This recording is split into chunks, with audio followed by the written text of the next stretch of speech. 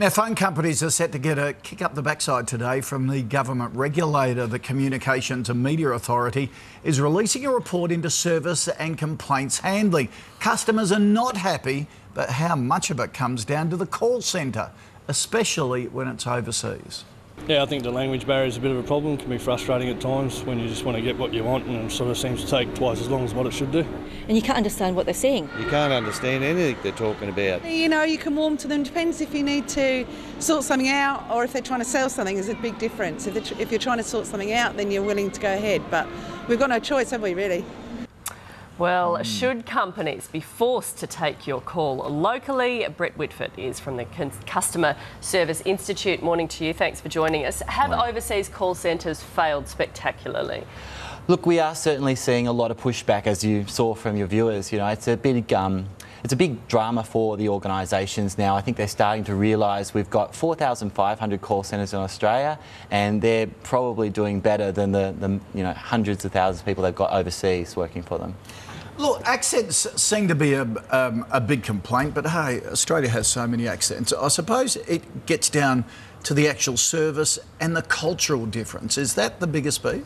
It does, absolutely, Kosh. The thing is that in Australia, we sometimes have poor contact centre staff with an accent getting hassled for being overseas, and that's a bit harsh because they're actually in Melbourne or something, so we're just not quite overseas. But what we do see is cultural differences. So if you were brought up in an oppressive regime in the Middle East, perhaps, and we've seen what happens there, you might really enforce policies and rules because that's how you've been brought up. But Australians like to go against the rules. They like to find a simpler solution, and that's where we see a lot of the dramas coming out.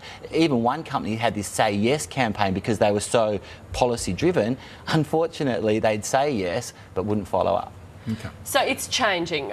You know, organisations who are bringing their call centres home?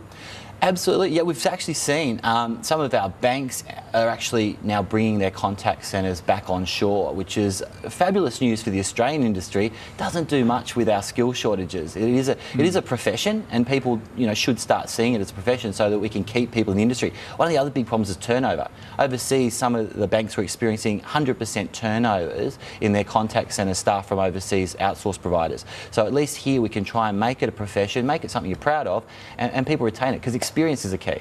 And also, we have, as customers, have put our foot down. Sort of these big institutions that send their call centre overseas because it's cheaper, we as a customer say, well, if you want to lose my business, you chase the cheaper dollar, and they all of a sudden realise the customer is more valuable. So it's us speaking too. Yeah, we need to speak up. We shouldn't accept mediocrity. We get the service we deserve. Yeah, sounds like Brett, people good to see you. have. Thanks very much. Thank you.